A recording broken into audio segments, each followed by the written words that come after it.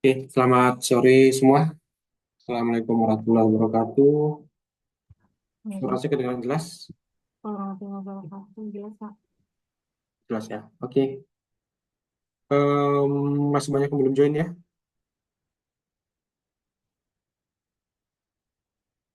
Hari ini tentang bahan medis habis pakai ya, BMAP. Kelompok mana? Oh, obat anemia bukan ya, Pak? Oh, hari ini masih anemia ya? Bukannya anemia udah minggu lalu ya? Baru obat kontrasepsi, Pak. Oh, minggu lalu kenapa? Saya nggak bisa ya? Yang minggu pertama setelah UTS-nya belum mulai presentasi karena pembagian kelompok. Oh iya, betul-betul. Karena kelompok ini waktu itu pas teman pertama belum bisa maju karena belum ada yang ngerjakan ya. Oke, ya sudah kita eh, obat anemia dulu ya. Silakan.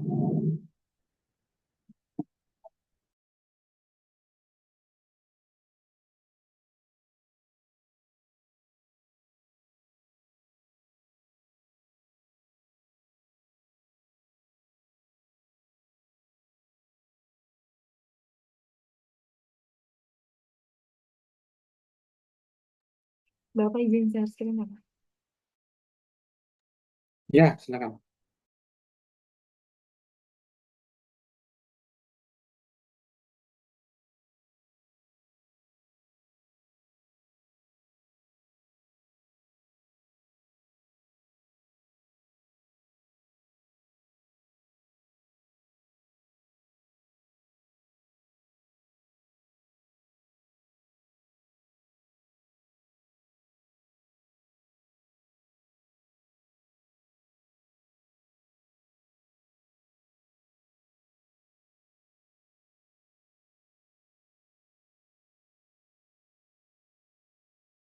Assalamualaikum warahmatullahi wabarakatuh.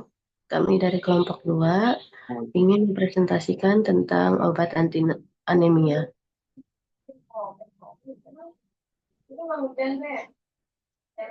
Anggota kelompoknya terdiri dari Nia Febriana, Selinia Melinda, dan saya sendiri Septia Wafa.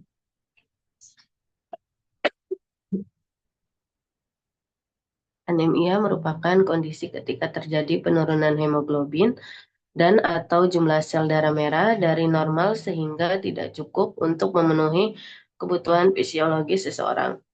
Oleh karena itu, terjadi penurunan jumlah hemoglobin, hematokrit, dan sel darah merah. Pemeriksaan laboratorium. Anemia sering dianggap sebagai sebuah penyakit, padahal anemia merupakan gejala dari suatu penyakit yang mendasarinya. Menurut WHO, anemia didefinisikan sebagai penurunan kadar Hb kurang dari 12 gram per desiliter pada wanita dan kurang dari 13 gram per desiliter pada pria. Distribusi Hb normal dapat bervariasi karena ditentukan oleh jenis kelamin, etnis, umur, dan status fisiologis. WHO menggunakan kadar Hb untuk menentukan keparahan atau derajat anemia. Pembagian derajat anemia ini terdiri dari anemia ringan, sedang, dan berat. Pengelompokan ini mempertimbangkan usia, jenis kelamin, status kehamilan, faktor genetik, lingkungan, dan ras.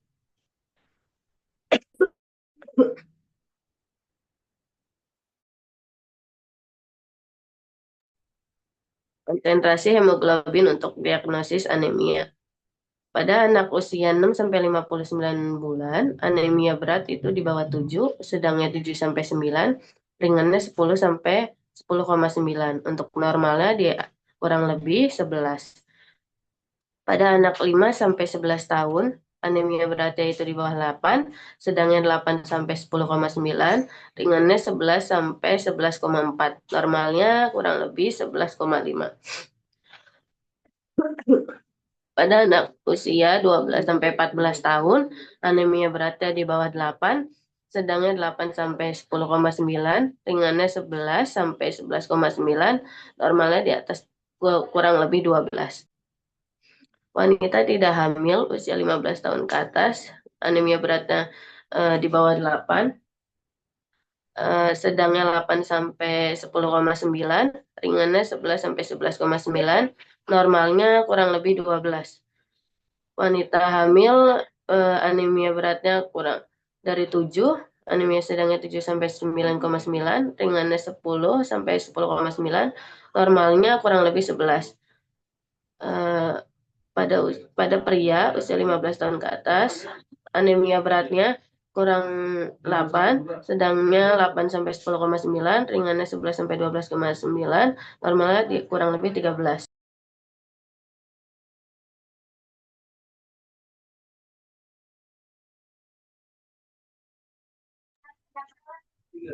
Gejala anemia. Anemia menyebabkan gejala seperti kelelahan, penurunan kapasitas kerja fisik, dan sesak napas. Masyarakat umumnya mengenai gejala anemia dengan istilah 5L, yaitu lesu, lemah, letih, lelah, dan lalai. Gejala 5L merupakan gejala yang umum dan tidak spesifik ditemukan pada penderita anemia menurut WHO 2023. Akan tetapi, pada beberapa kasus, gejala tidak tampak jelas. Intinya bergantung dari penyakit yang mendasarinya. Gejala anemia tampak jelas ketika kadar hemoglobin di bawah 7 gram per desiliter. Anemia berat dapat menyebabkan gejala yang serius, seperti selaput lendir pucat, mulut, hidung, dan lain-lain. Kulit dan bawah kuku pucat, pernapasan dan detak jantung cepat, pusing saat berdiri, dan lebih mudah memar.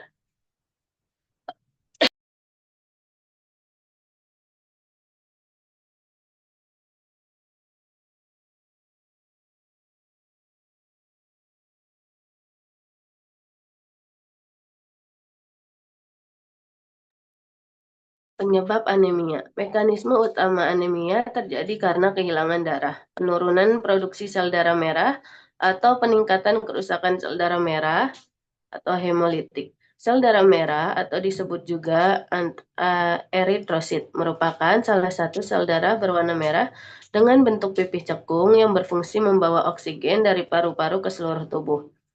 Kemampuan eritrosit membawa oksigen dikarenakan eritrosit mengandung protein hemoglobin yang memiliki kemampuan mengikat oksigen.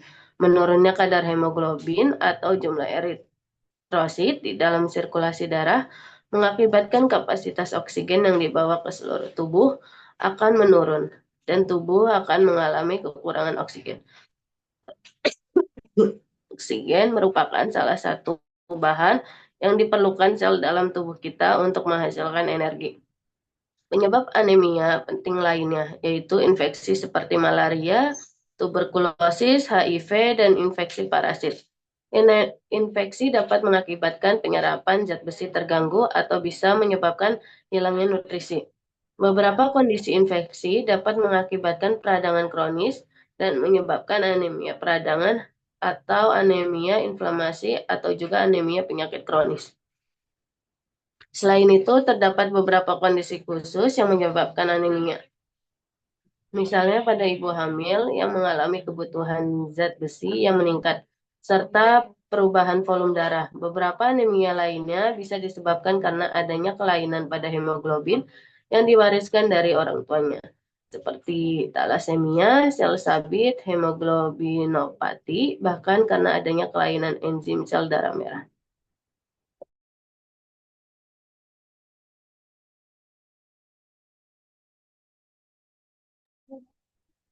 Penyebab paling umum anemia antara lain, yang pertama kekurangan nutrisi, kedua kekurangan zat besi, ketiga kekurangan folat, vitamin B12 dan vitamin A, keempat penyakit menular seperti malaria dan infeksi, kelima munculnya perdarahan di saluran cerna, keenam usia kelahiran yang kurang bulan, serta berat badan lahir rendah.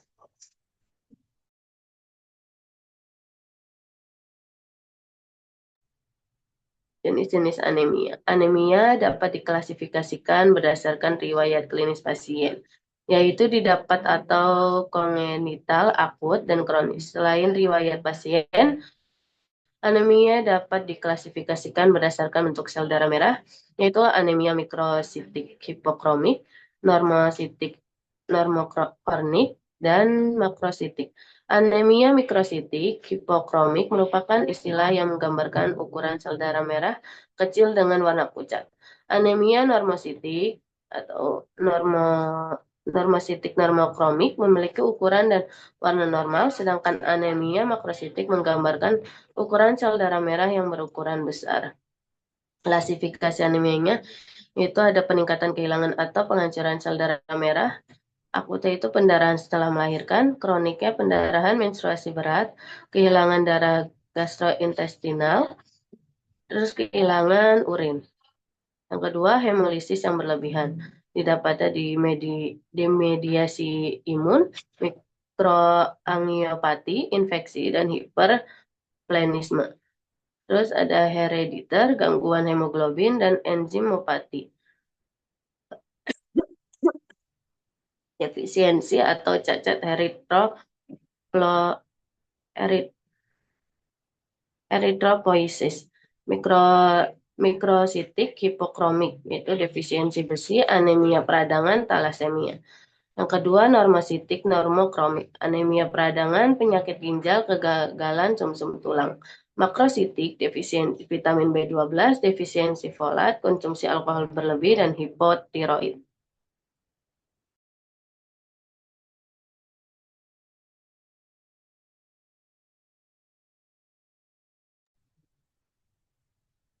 Obat anemia atau tablet tambah darah.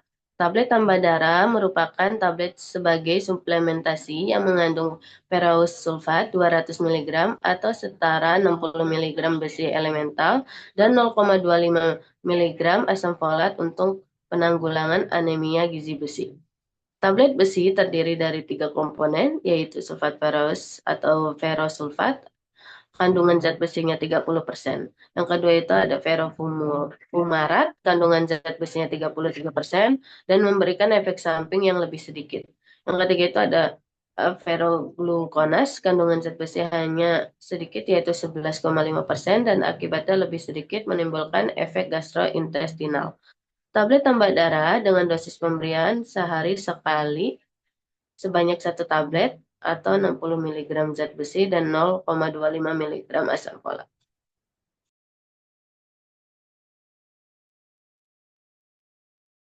Selanjutnya ada manfaat tablet tambah darah. Yang pertama mencegah anemia dan kekurangan sel darah merah. Yang kedua menunjang fase tumbuh kembang. Yang ketiga menambah kebutuhan zat besi. Yang keempat menjaga daya tahan tubuh.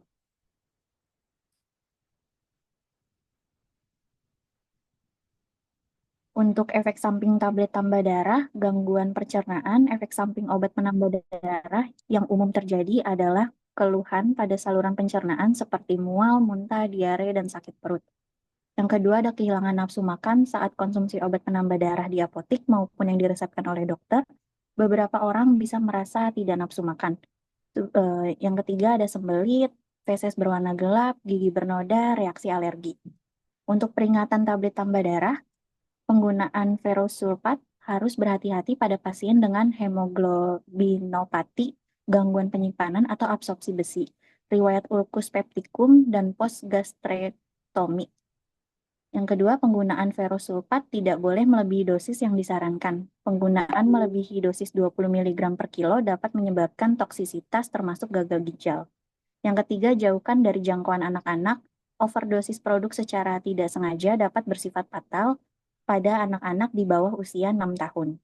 Untuk yang keempat, informasikan kepada pasien bahwa konsumsi ferrosulfat atau zat besi lain dapat menyebabkan feses berwarna hitam. Hal ini tidak berpengaruh secara klinis.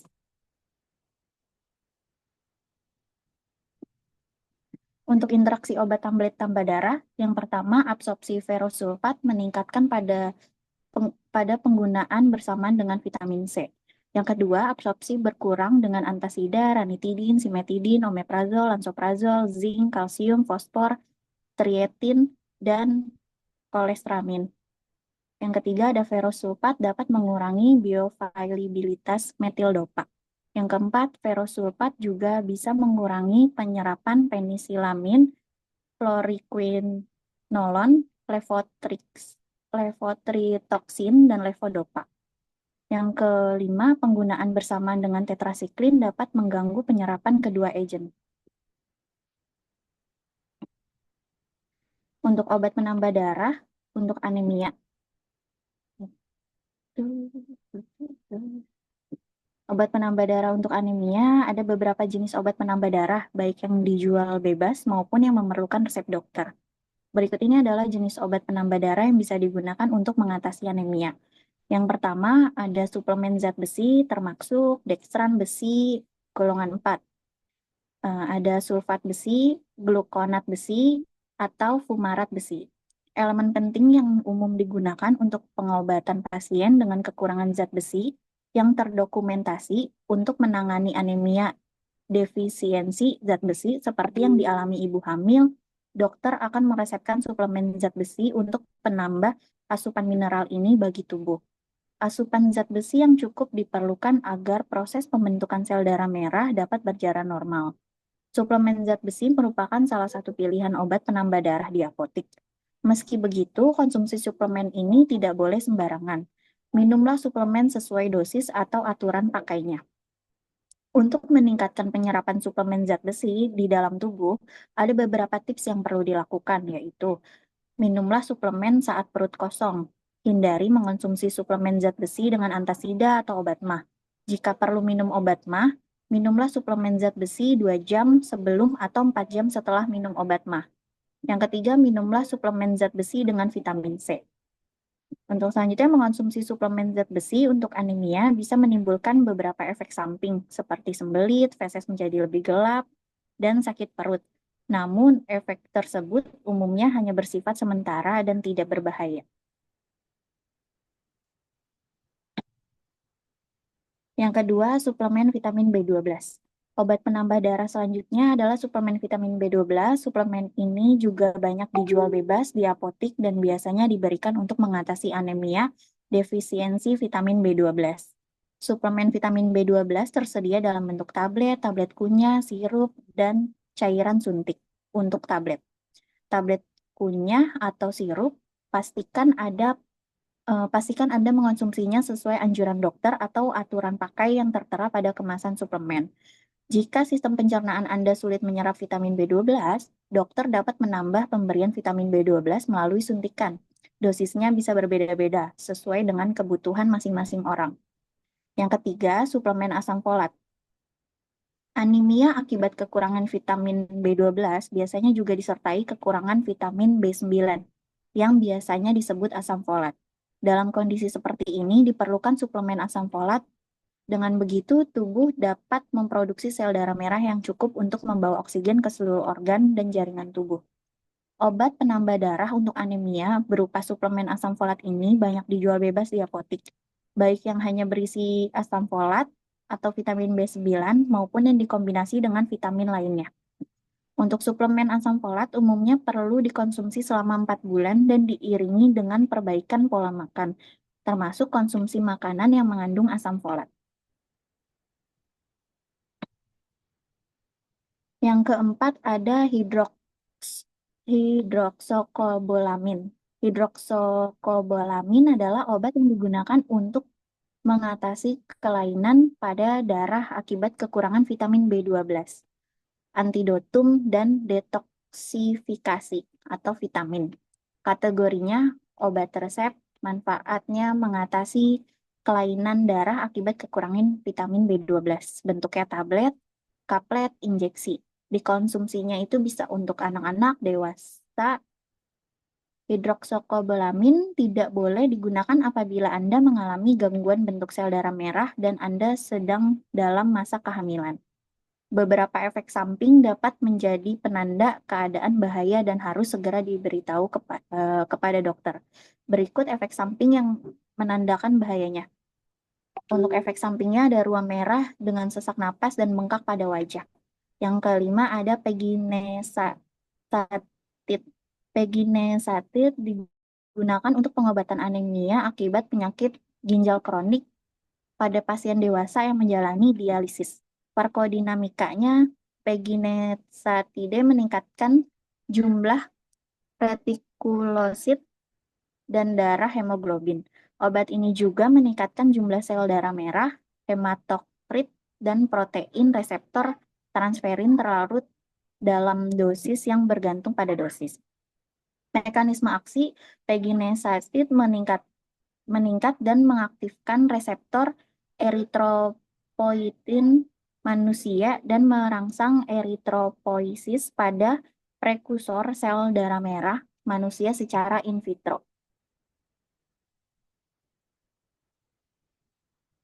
Yang keenam ada agen perangsang eritropoiesis seperti epotion alfa atau darbepoetin alfa.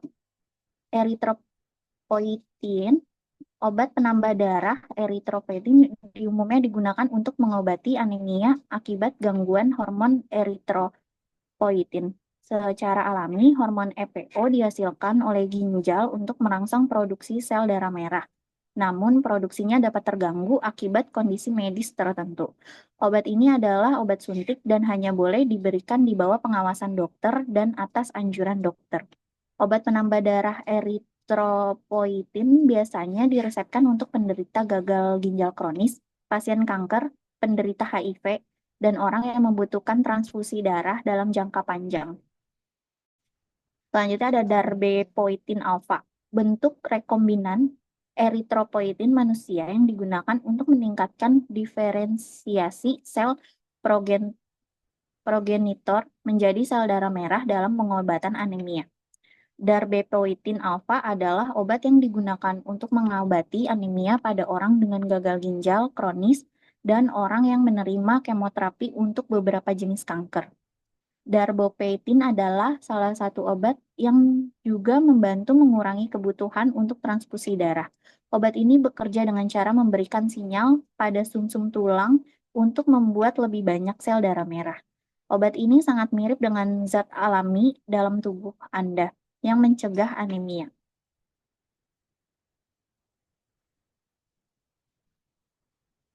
Yang ketujuh ada luspatercept untuk thalassemia. Luspatercept digunakan untuk mengobati anemia pada pasien tertentu dengan beta thalassemia atau sindrom myelodysplastic. Luspatercept tidak boleh digunakan sebagai pengganti transfusi darah pada pasien dengan anemia berat yang memerlukan perawatan segera. Nama biologis lengkap luspatercept adalah luspatercept. Mekanisme kerja luspatercept melibatkan penargetan dan pemblokiran secara spesifik molekul yang mencegah sel darah merah untuk matang, sehingga kemungkinan sel darah merah tersebut untuk matang dengan baik. Luspatercept membantu mengatasi eritropoiesis yang tidak efektif, yang terlihat pada kondisi seperti beta thalassemia dan sindrom myelodysplastic, meningkatkan jumlah RBC pada plasma dan mengurangi kebutuhan transfusi darah. Luspatercept termasuk dalam golongan obat yang disebut agen pematang eritroid. Penggunaan luspatercept digunakan untuk mengobati anemia pada orang dewasa dengan beta thalassemia membutuhkan transfusi sel darah merah secara teratur. Yang kedua, sindrom myelodysplastic yang mungkin memerlukan transfusi darah rutin namun belum pernah menerima agen perangsang. Yang ketiga ada sindrom myelodysplastic dengan sideroplas cincin atau dengan neoplasma. Myelodysplastic atau myelodysproliferatif dengan sideroblas cincin dan trombositosis yang membutuhkan 2 atau lebih unit sel darah merah selama 8 minggu dan tidak merespon ESA dengan baik.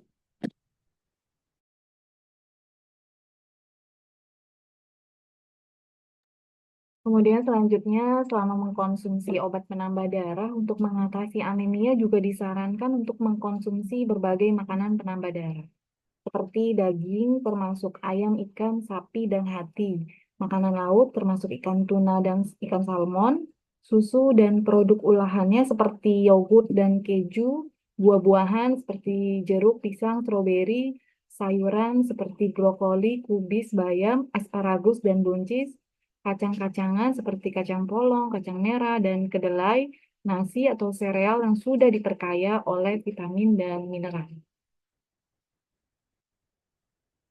Untuk memastikan pengobatan berhasil, penderita anemia umumnya perlu melakukan beberapa tes darah lanjutan. Tes darah biasanya dilakukan sekitar 10-14 hari setelah pengobatan dimulai. Jika berbagai obat penambah darah yang dikonsumsi menimbulkan efek samping tertentu seperti mual, susah buang air besar, atau tinja berwarna hitam pekat, jangan buru-buru menghentikan konsumsi obat. Sebaiknya berkonsultasilah dahulu dengan dokter agar dokter dapat memberikan saran untuk mengatasinya dan menyesuaikan cara penggunaan obat bila memang perlu. Selanjutnya contoh-contoh merek dagang obat anemia. Untuk suplemen besi terdiri dari ferrosulfat, ferrosfumarat, ferrosgluconat, iron dextran, dan iron sucrose. Sediaannya itu tablet ferrosulfat yaitu tablet, kekuatan obatnya 325 mg atau 65 mg besi elemental per tablet. Nama produknya itu Ferrogard. Ferrogard produksinya itu Kalbe Pharma. Yang kedua itu ferrosfumarat. Sediaannya itu tablet, kekuatan obatnya 325 mg, terdiri dari 108 mg besi elemental per tablet. Nama produknya itu Ferrosol, produk dari Kimia Farma. Yang ketiga, ferrosgluconat, sediaannya itu tablet, kekuatan obatnya 325 mg, terdiri dari 35 mg besi elemental per tablet. Nama produknya Vergon, produksi dari PT Indofarma. Yang keempat, iron dextran, sediaannya injeksi, kekuatan obatnya 50 mg per mili, dosis maksimumnya itu 2 ml per hari. Nama produknya itu Dexiron, itu PT Bio Farma. Yang kelima, iron sucrose, yaitu sediaannya itu injeksi, kekuatan obatnya 20 mg per mili, nama produknya Venofer, produksi dari PT Novartis. Selanjutnya masih suplemen besi yaitu ferric carboxymaltose. Bentuk sediaannya itu injeksi, kekuatan obatnya 1000 mg per 10 ml. Nama produknya Injecta Iron, produsennya itu PT Kimia Farma. Yang ketujuh ferric maltol, yaitu bentuk sediaannya tablet, kekuatan obatnya 30 mg.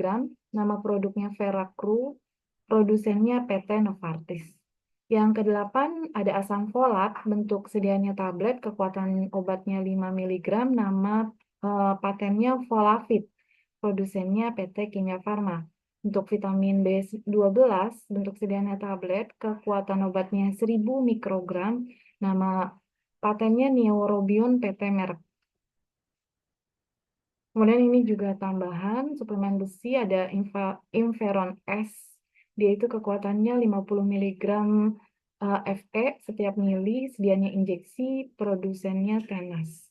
Untuk suplemen besi dan asam folat ada Iberet Folik 500 mg, ada Prenamia, ada Indobion, dan juga Sangobion. Iberet folik itu isinya Fe sulfat 525 mg, vitamin C 500 mg, niacinamide 30 mg, kalsium pantotenat 10 mg, vitamin B1 6 mg, vitamin B6 5 mg, vitamin B12 25 mikrogram, folik acid 800 mikrogram. Sediaannya tablet, produsennya PT Abbott. Kemudian ada Prenamia, isinya itu Fe fumarat, Fe fumarat 360 mg, folik acid 1,5 mg, vitamin B12 15 mikrogram, vitamin C 75 mg, vitamin D3 400 IU, kalsium karbonat 200 mg. Sediaannya itu berupa kapsul, produsennya Sanbe Pharma. Kemudian ada Indobion, komposisinya itu tiap tablet mengandung ferrosfumarat dan folik acid. Sediaannya tablet, produsennya Indofarma. Kemudian ada Sangobion, isinya Fe gluconat 250 mg, mangan sulfat 0,2 mg, koper sulfat 0,2 mg, vitamin C 50 mg, folik asid 1 mg, vitamin B12 7,5 mikrogram. Sediaannya itu tablet, produsennya merek. Yang terakhir ada agen perangsang eritropoiesis atau ESA. Ada dua, yaitu zat aktifnya darbepoetin alfa, nama patennya darbepoetin alfa, dia itu komposisinya juga darbepoetin alfa. Sediaannya itu dia prefil siring, pabriknya Dexamedica.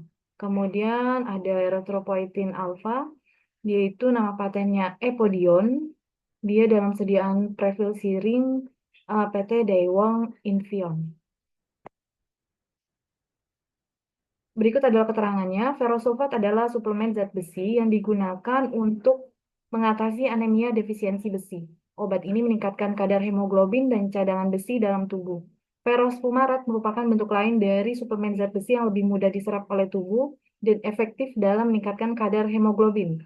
Ferrosgluconat digunakan sebagai suplemen untuk mengatasi anemia defisiensi besi dengan kandungan besi yang lebih rendah dibandingkan dengan ferrosfumarat. Iron dextran adalah bentuk injeksi zat besi yang digunakan pada pasien dengan anemia defisiensi besi yang tidak dapat mengambil suplemen oral. Untuk iron sucrose adalah suplemen zat besi intravena yang sering digunakan pada pasien dengan penyakit ginjal kronis untuk mengatasi anemia.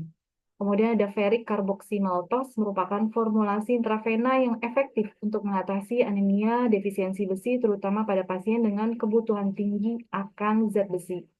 Ferric maltol adalah suplemen zat besi yang dirancang untuk meningkatkan penyerapan dan mengurangi efek samping gastrointestinal. Asam folat penting dalam pembentukan sel darah merah dan sering direkomendasikan untuk wanita hamil untuk mencegah cacat lahir. Kemudian vitamin B12 diperlukan untuk produksi sel darah merah dan fungsi neurologis yang sehat, sering diberikan pada pasien dengan defisiensi vitamin B12. Berikut adalah daftar pustaka yang kami sadur, yaitu Pedoman Penata Laksanaan Pemberian Tablet Darah, Kemkes RI 2015, kemudian ada drugbank.com, ada Dokter, ada drugs.com, ada juga beberapa artikel.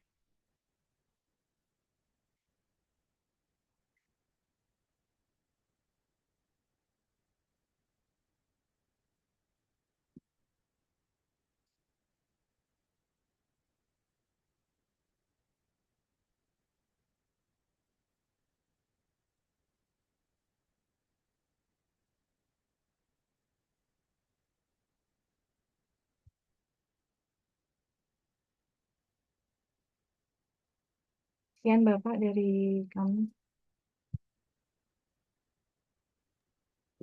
Terima kasih tentang anemia ya. Ini ya karena waktu di pertama yang lalu kita belum mulai, jadi di pikiran saya udah hari ini sudah masuk ke bahan medis, tapi nggak apa-apa, kita mau kalau nanti waktunya memang nggak cukup, kemungkinan nanti di pertemuan-pertemuan berapa kita gabung dua kelas nih, dua materi saya langsung ya. Ada pertanyaan dari kelompok lain? Ini kelompok berapa nih? Sel Jadi kelompok 2, Pak. kelompok dua. Kita ada berapa kelompok? Empat ya? Apa lima? Ada 6 untuk siapa ini? Ada 6 materi kan, Pak? Enam malah ya. Oke, cuma kelompoknya kecil ya. Nggak kayak di farmakoterapi kan kelompoknya besar. Di kelompok satu ada pertanyaan?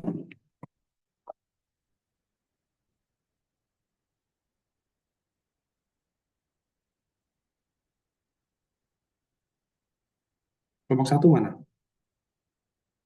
Lupa, saking banyaknya kelompoknya.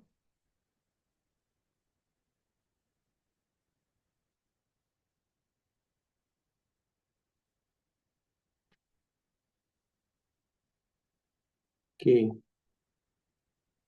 bisa stop share? Ya, tadi kan banyak ya penyebab-penyebab, salah satunya anemia itu kenapa? Iskandar deh, bisa diulang Iskandar, apa aja sih yang bikin orang-orang akhirnya anemia? Alasannya apa?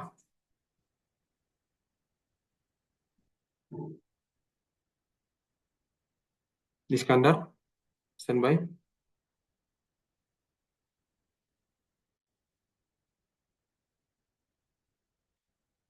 Nggak respon.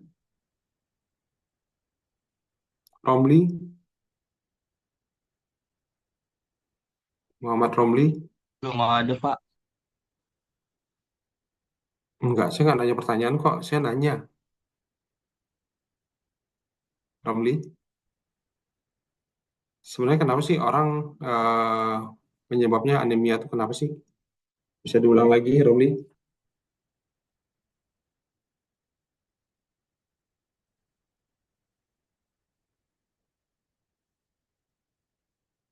Ayo on cam dulu deh.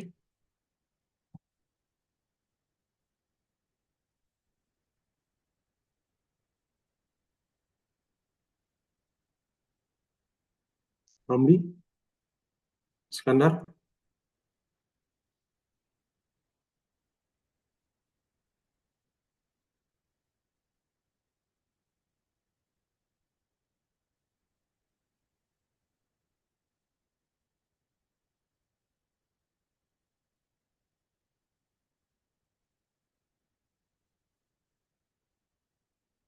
Dia Ayu.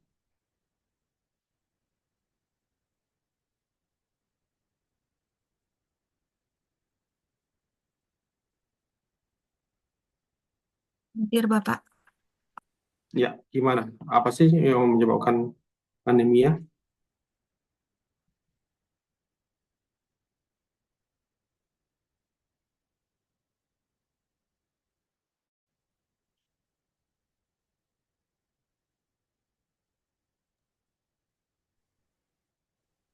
Untuk penyebab anemia, kemungkinan karena kurangnya zat besi ya, Pak. Oke, zat besinya kurang. Kenapa bisa kurang zat besi? Mungkin dari pola makannya, Pak. Oke, asupannya yang kurang ya. Asupan pola makan yang kurang, Iya, akhirnya eh, kurang darah, gitu ya. Oke, iya thank you betul, Pak. dia. Iya, Yang Pak. lain, Skandar lagi deh, sama Romli. Ini di tempat saya duduk deket-deket dua-duanya nih. Ini nggak respon ya.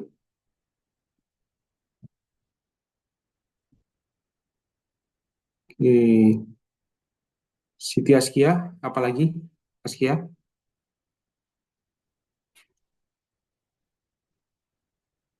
selain tadi asupannya, sekarang apalagi yang menyebabkan seseorang mengalami anemia?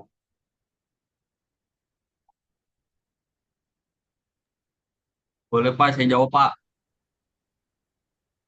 Oke, boleh, silakan. Itu, Pak, kekurangan jumlah sel darah merah. Terus meningkatnya apa sel darah merah atau hemoglobin. Karena kekurangan zat besi dan vitamin B12. Ya, tadi udah dijawab sama temannya tadi ya, sama dia Ayu. Selain itu apalagi? Saya Tekanan Pak darah, kedua Pak. Pak, Ya, sekian boleh. karena menstruasi bisa nggak sih Pak? Kan dia banyak mengeluarkan darah tuh Pak. Jadi penyebab Hmm, anemia. Karena saya bisa, gitu. bisa nggak Romli kayak gitu?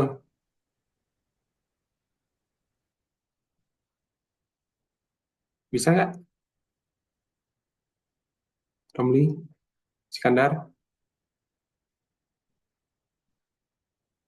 Ya, bisa ya, Askia ya. Memang salah satunya, yang pertama pasti segala sesuatunya kalau ada yang kurang, bisa jadi proses produksinya memang nggak mencukupi ya, karena kekurangan gizi, kemudian juga asupannya yang terbatas, bukan kekurangan gizi akibat dari faktor ekonomi, tapi memang permasalahan pada sistem pencernaan bisa juga, atau memang konsumsinya memang terbatas, tidak mau makan anaknya, akhirnya kurang darah itu bisa.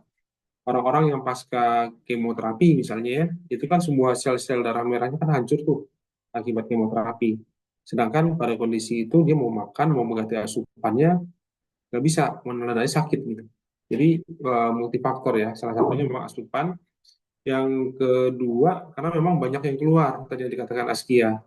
Ketika menstruasi itu banyak yang buang keluar, apalagi kalau memang ada pendarahan yang lebih lama dibandingkan dengan normalnya, biasanya itu akan kurang darah karena akan banyak yang keluar. Produksinya kan kita butuh waktu kan ya. Itu eh, pas mau produksinya sama banyak yang keluar. Atau bisa juga salah satunya yang penyakit tertentu ya, yang penyakit tertentu misalnya seperti talasemia, itu memang penyakit-penyakit yang umur dari hemoglobinnya itu lebih cepat dibandingkan dengan orang normal dan lebih cepat dibandingkan dengan proses produksi ya. Jadi kalau pada saat proses produksinya butuh waktu kurang lebih sekitar sekian bulan, 3 bulanan itu hemoglobinnya baru keluar, baru produksi baru. Tapi dalam waktu 15 dalam waktu 2 bulanan, ternyata udah hancur. Otomatis dia butuh asupan dari luar dalam waktu yang cepat. Karena kalau dia turun terus nanti akan berbahaya. Karena hemoglobin itu bawa apa? Bawa oksigen kan ya, bawa oksigen seluruh tubuh. Ketika hemoglobinnya kurang, kendaraannya kurang, artinya tidak bisa dibawa ke seluruh tubuh. Makanya si HB ini sangat penting untuk segera diproduksi lagi. Nah, pada pasien-pasien talasemia tadi itu dia harus segera mendapatkan transfusi. Itu cara cepat.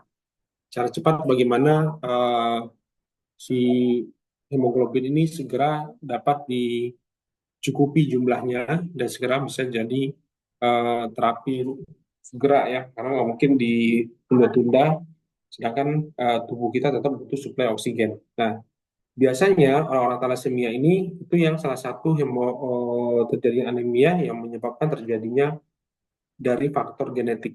Ya, faktor genetik yang menyebabkan keturunannya akhirnya talasemia. Kasihan kalau anaknya seperti itu. Makanya pada saat orang mau menikah, biasanya ada screening yang dilakukan salah satunya untuk cek hal tersebut ya, untuk melihat genetiknya itu ada nggak mengarah ke sana. Walaupun dia sebagai carrier. Kalau teman-teman belajar, kalau ingat di biologi molekuler ya, kalau dulu dengan saya, itu di materinya ada. Kalau suaminya dan istrinya memiliki carrier, ya X, Y, dan juga T, yaitu positif, tapi dia sebagai carrier dan menikah, persentase anaknya itu sekian persen akan terkena talasemia. Dan itu akan berlangsung seumur hidup tuh. Sampai dengan seumur hidup itu akan ini ya, akan terus-terusan uh, sel darahnya itu akan hancur. Makanya dia perlu segera diindikan, digantikan langsung kayak gitu.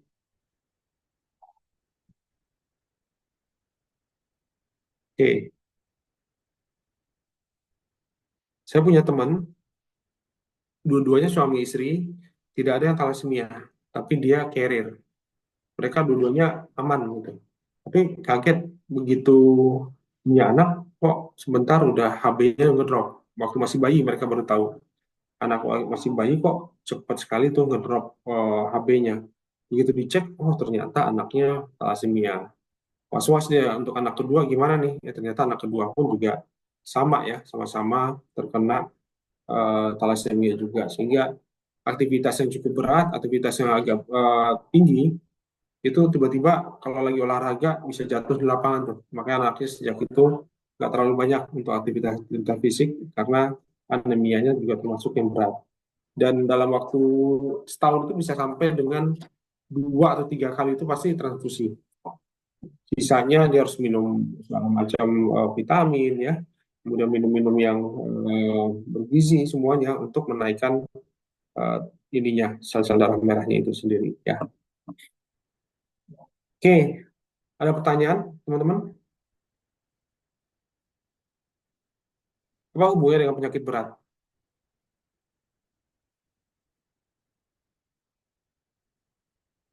Yang penyakit yang kronis, apa hubungannya akhirnya menyebabkan terjadinya uh, anemia? Penyakit kronis apa?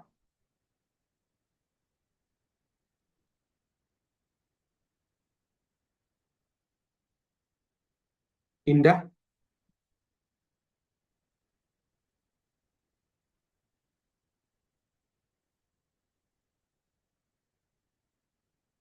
ya penyakit kronis.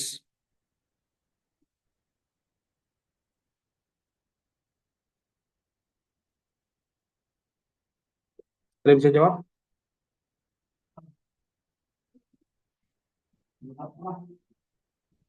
Nia Febriana mungkin?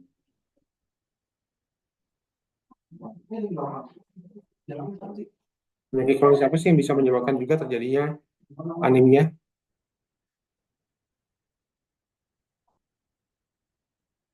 Yulita mungkin?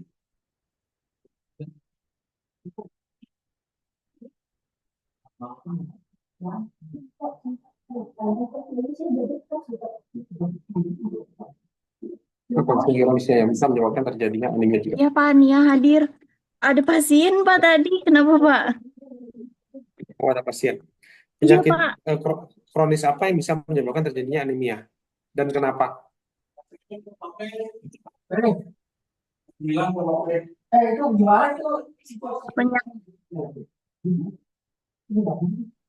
bisa gagal penyakit ginjal Pak. Kenapa penyakit ginjal bisa menyebabkan terjadinya anemia?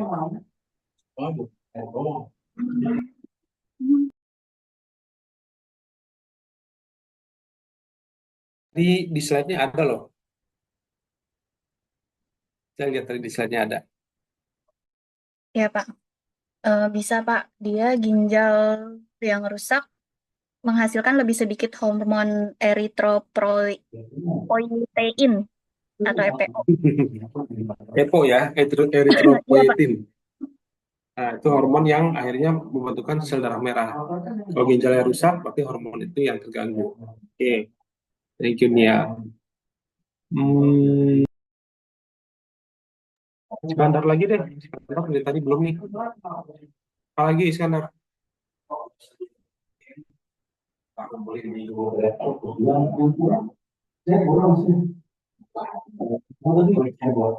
Atau Setia Wafa tadi suaranya kayaknya lagi flu ya.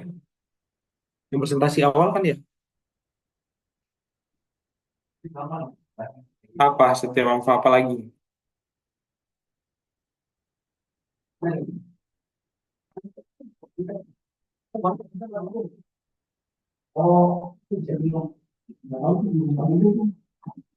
Kalau yang lain bisa jawab apa lagi?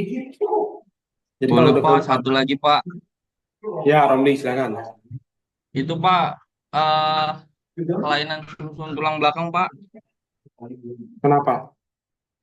Mas susun tulang belakang Eh, fungsinya buat apa? untuk itu Pak, eh menghasilkan hemoglobin Pak.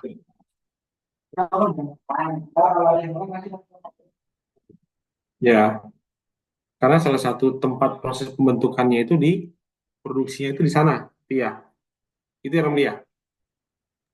Iya Pak. Anemia apa namanya kalau kayak gitu?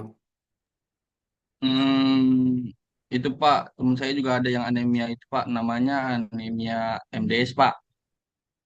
Apa MDS? Apa tuh? Lalu Pak, saya cari dulu. Ya, salah satu MDS ya. Myelodysplasia. Eh, Myelodysplastic syndrome. Myelodysplastic syndrome Pak. Ya, salah satunya juga itu. Atau anemia aplastik juga sama. Anemia aplastik itu yang sum-sum tulang memproduksi sel darah merah itu gagal ya, bikin sel darah merah. Akhirnya si pembentukannya itu yang bermasalah ya. Atau juga paparan dari virus, radiasi itu banyak juga. Itu juga anemia-anemia yang disebabkan. Jadi banyak ya eh, penyakit jantung kronis bisa juga menyebabkan anemia, penyakit infeksi kronis, sirosis hati, kemudian juga TBC, hepatitis C, kanker. Kanker itu juga, apalagi kalau kankernya yang terjadi pada darah sendiri. Otomatis darahnya itu akan terjadi apa namanya pembentukan sel darah putih yang lebih banyak dibandingkan dengan sel darah merah.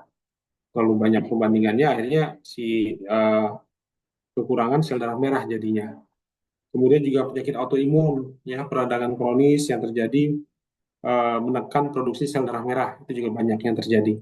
Di slide-nya tadi itu saya lihat banyak vitamin-vitamin yang diberikan ya, tapi memang tentang penyakit-penyakitnya nggak terlalu banyak yang ada, tapi yang lain-lain dibahas tuh. Jadi lebih banyaknya itu kadang-kadang didapatnya setelah terkena penyakit tertentu. Tapi kalau pada saat awal dari kecil, ya kayak tadi ya talasemia itu memang salah satu kondisi seorang pasien itu kerusakan sel darah merah lebih cepat dan itu faktor genetik.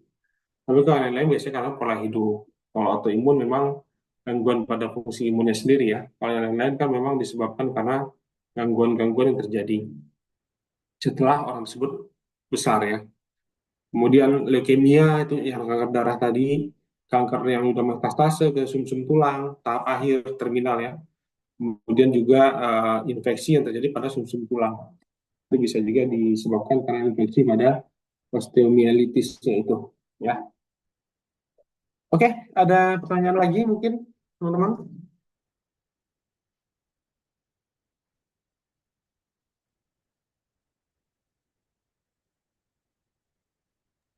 Bapak nilai UTS gimana, Pak? Gimana? Apa tadi? Nilai UTS. Oh, nilai UTS. Dikit lagi. Bagus-bagus sih. Tapi kelas ini kayaknya, kelas yang satu lagi. Tapi dua-duanya oke-oke sih. Sama-sama yang sudah pengalaman ya. Pak, mau nanya boleh nggak, Pak? Nia, oke Nia Ya, silakan. Pak, maaf keluar jalur ini, Pak. Pak kan tadi kan udah dikasih ininya, Pak, judul penelitian ulang. Lah, kok ini saya kan kemarin kan di puskesmas. Nah, saya juga udah deal sama orang puskesmasnya kan ya, Pak. Tapi kok di judul di sini diganti di rumah sakit ya, Pak? Yang mana judulnya? Nanti pas sosialisasi mungkin ya. Tapi boleh Hah, apa judulnya? hubungan kepatuhan minum obat dengan outcome klinis pasien hipertensi rawat jalan di RS. Seharusnya di puskes saya kemarin dapetnya, Pak. Ya, Em, gini teman-teman. Ini terkait dengan penelitian ya. Jadi kalau di penelitian nanti rencananya kita minggu ini akan sosialisasi ke mahasiswa. Ya, waktunya nanti menyusul, nanti disampaikan oleh Prodi. Saya takutnya nanti berubah, tapi minggu ini. Beberapa minggu yang lalu kita sudah diskusi dengan para dosen, semua dosen ya, kita sudah diskusikan beberapa sampai detail mengenai judul tersebut, sehingga banyak diskusi-diskusi yang berkembang di situ terkait dengan salah satunya lokasi penelitian ya, lokasi penelitian. Jadi kalau lokasi penelitian ini, misalnya kayak tadi di puskesmas, apa bedakan puskesmas dan rumah sakit? Nia tadi judulnya tentang apa tadi Nia tentang Hubungan kepatuhan minum obat dengan outcome kepatuhan klinis. dengan outcome ya kepatuhan dan Ah, outcome ah, di ah. puskesmas terkadang untuk outcome klinis itu data yang didapatkan untuk tensinya kemudian hasil labnya itu kurang nggak sebagus yang di rumah sakit Karena kan saya gitu. kan ada pasien Prolanis, Pak. Saya kan megang Mm-mm. pasien sekecamatan Pulau Gadung sama satu kecamatan Cakung. Nah, itu kan setiap bulannya itu memang ada pertemuan, Pak. Pertemuannya itu kayak Mm-mm. kelasnya ada hipertensi sendiri, ada diabetes sendiri. Ya Nah, kemungkinan saya dapat untuk bisa ke pasien dan untuk apa namanya? Apa sih ya, Pak? Untuk dapat datanya itu kan maksud saya agak mudah gitu, Pak. Ini kenapa di RS? Udah dapat izin juga sih, Pak. Terus untuk labnya kan emang dia ada cek lab setiap 6 bulan sekali tuh, Pak. Cek lab lengkap. Karena kan dari BPJS diwajibkan untuk 6 bulan sekali. Terus kalau Hmm. misalnya kayak gini, gimana, Pak, di RS ya? Sekarang dia udah ambil cek lab di Januari kemudian baru ngambil lagi di Juli nanti terus Mm-mm. selesai nggak tuh dapat nggak tuh datanya Kalau padahal saya sih dapat penelitiannya. sampai di bulan April, Pak. Nah, itu yang kejadian-kejadian yang sudah pernah kejadian sebelumnya, itu datanya nggak dapat di Prolanis ini, karena mereka nggak benar-benar tiap bulan yang monitoring ada gitu. Tapi kalau di beberapa puskesmas seperti itu, puskesmas maupun juga klinik utama atau klinik pratama, mereka untuk cek labnya itu nggak waktu yang continue setiap bulan pada saat mereka kontrol. Beda Oh, kalau di kalau rumah sakit. Di kalau rumah saya sakit sih itu pasti, Pak. Soalnya udah ada jadwal. Kan saya pegangnya. Itu Ya kan Pak. 6 bulan sekali kan? 6 bulan sekali kan? Kalau cek gula darah puasa, gula darah sewaktu, tensi itu setiap 1 bulan sekali. Cuman kalau cek lab lengkap itu 6 bulan sekali, Pak.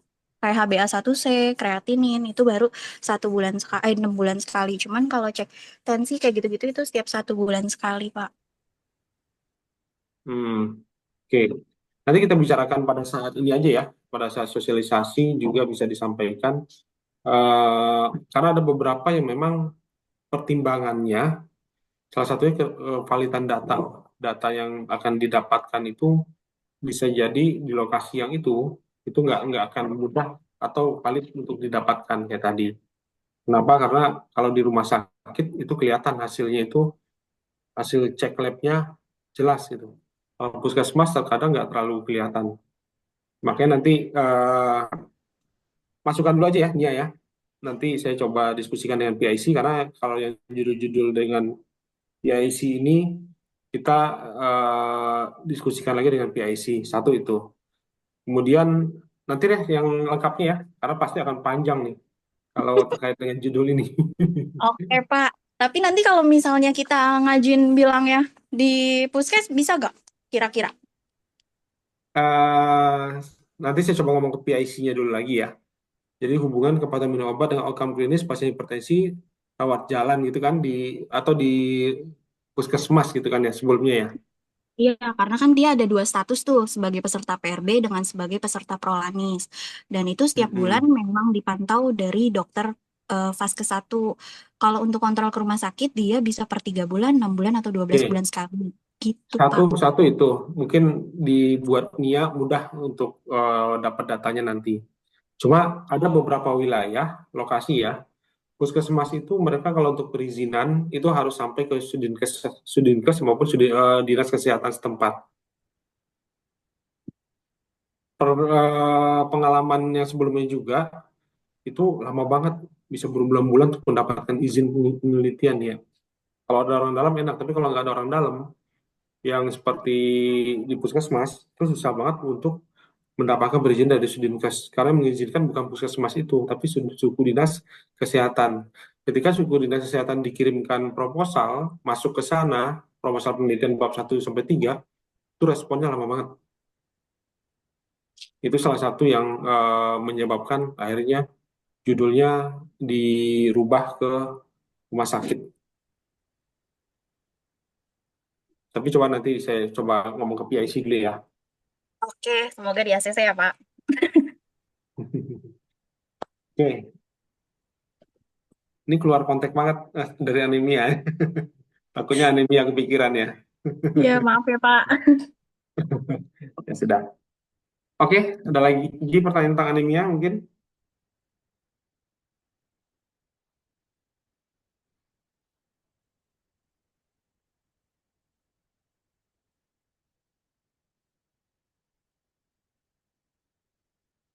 Pak, saya mau tanya. Ya. Kan saya punya keluarga yang kena thalassemia ya, Pak. Dia Ya. itu genetik dari ibunya. Mm-mm. Nah, pas lahir ini saudara saya ini divonisnya itu cuma sampai umur 10 tahun bertahannya, Pak. Mm-mm. Karena ibunya juga punya riwayat gula, jadi komplikasi gitu, Pak. Nah, terus setelah dijalanin, nah saudara saya ini udah 15 tahun sekarang umurnya. Kalau kayak thalassemia gitu, berkemungkinan sembuh total atau enggak sih, Pak? Atau emang harus kayak gitu terus, kayak transfusi-transfusi terus atau gimana? Mm. Oke. Jadi rata-rata biasanya pada saat orang awal kena thalassemia pada anak, kadang-kadang prediksinya itu hanya prediksi ya, prediksinya bertahan sekian gitu, bertahan-bertahan. Tapi tergantung juga jenis-jenis thalassemia dan juga manajemen mereka dalam transfusi darah. Kalau jenis-jenisnya thalassemia itu ada yang minor, ada yang mayor. Kalau minor itu artinya tidak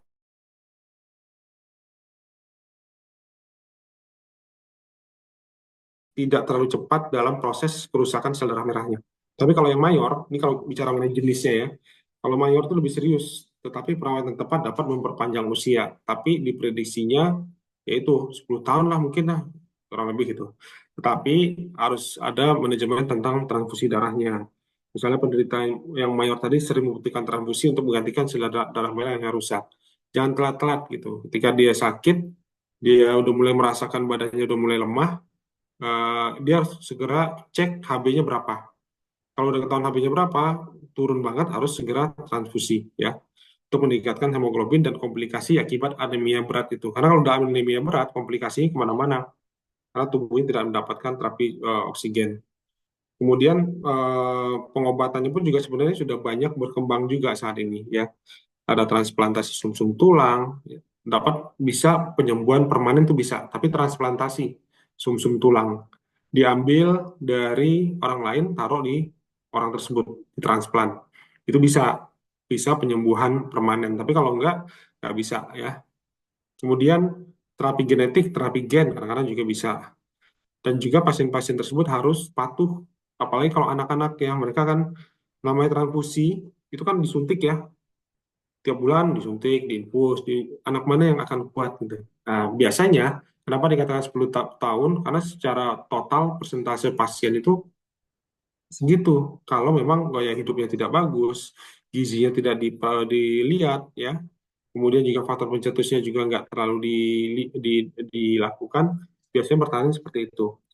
Disampaikan kayak gitu supaya orang tuanya aware. Orang tuanya bisa aware kalau anaknya ini butuh penanganan khusus lah gitu. Butuh penanganan khusus dan akan terjadi seumur hidupnya.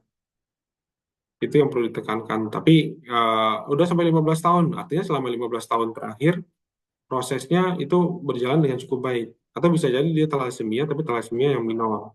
Tidak terlalu berat sehingga tidak menyebabkan kerusakan yang cepat pada hemoglobinnya. Itu kurang lebih.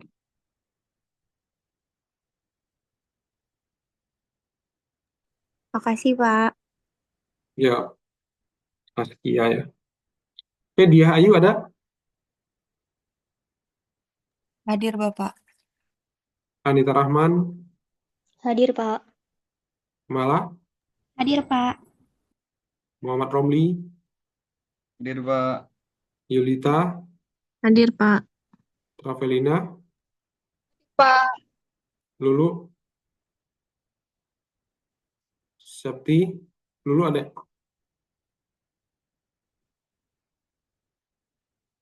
Lulu nggak ada ya?